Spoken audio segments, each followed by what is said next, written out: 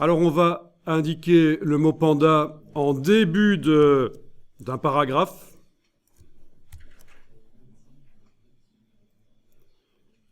Voilà, je suppose que vous avez un paragraphe comme moi ici.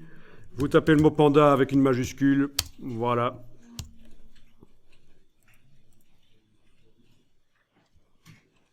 Tiens, il ne reçoit pas le style. Par contre, si on l'écrit avec une minuscule, ça va peut-être marcher. Voilà, tout de suite ça marche. Haha, incroyable. Par contre, avec une majuscule, ça marche pas. Et si j'écris avec une minuscule et que je mets un S à panda, ah bah le S est en noir. Bah c'est pourri comme système. Sauf qu'on va faire en sorte que ça marche. Voilà.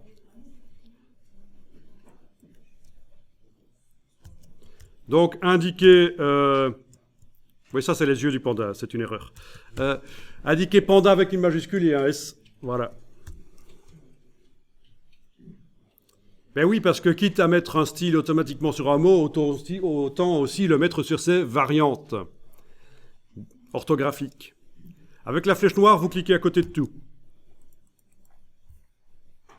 Donc rien n'est sélectionné. Vous allez double-cliquer sur le nom du style, corps du texte, body nouveau. Voilà. Vous allez dans la partie... C'est le style de paragraphe, donc. Hein. Vous allez dans la partie style grep. Et on va modifier ici un peu les choses. Voilà. Alors, juste avant le P minuscule ici, on va mettre une barre verticale. Alors, on va tester. Est-ce que chez vous, quand vous enfoncez Alt-Shift-L, ça vous fait une barre verticale? Excellent. Donc, j'ai tapé ça dans Google, parce que la barre verticale, ça s'appelle la pipe en anglais. Et la pipe, en fait, hein, c'est le tuyau. Voilà.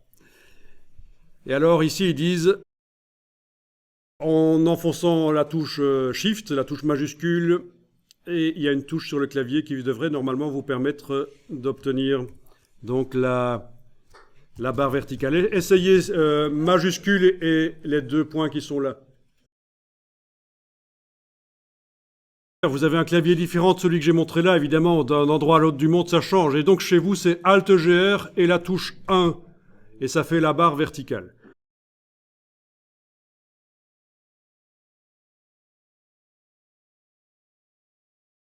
Vous allez ici faire Alt majuscule parenthèse.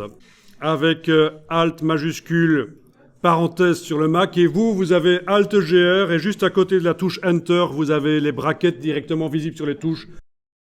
Si vous mettez une parenthèse normale, sans enfoncer aucune touche, ça devrait fonctionner aussi. D'une manière ou d'une autre, il faut arriver à faire ça. Et juste ici avant, sur le Mac, Alt majuscule parenthèse, chez vous, Alt-GR et la touche. Donc il me faut une braquette qui ouvre, une braquette qui ferme. Ça, c'est les nécessités du langage grep. Alors, le grep, c'est quoi au fait? Parce que je n'ai pas encore dit jusqu'à présent, c'est un acronyme. C'est un acronyme, c'est un système qu'on rencontre dans plein de programmes différents, en web aussi. Et c'est l'acronyme de, je vais plutôt aller vers la version ici, Globally Search a Regular Expression and Print. Mais il y avait un autre acronyme pour ça. C'est un des acronymes. Donc ça a été inventé par ce monsieur. Et c'est pour faire du rechercher remplacer automatisé.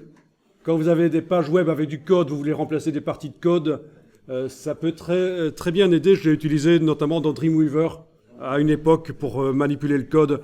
Le grep, ça marche très bien. Donc vous savez que c'est un langage spécialisé pour la recherche et le remplacement de portions de texte ou de code. Alors ici, je reviens, et ce qu'on va indiquer, c'est les deux variantes d'orthographe.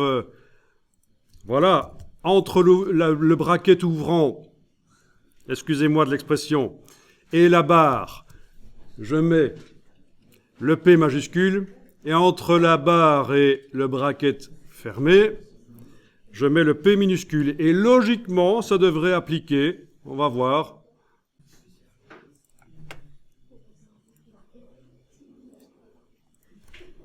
Ah ben non, j'ai fait une erreur évidemment. J'ai laissé le P de panda ici. Ça va pas, hein. Ça marchera que si j'écris panda avec 2 P qui se suivent. Idiot. C'est comme ça évidemment.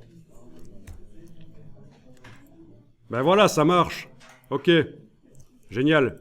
Avec un S, évidemment, le S ne va pas être pris. Ben oui.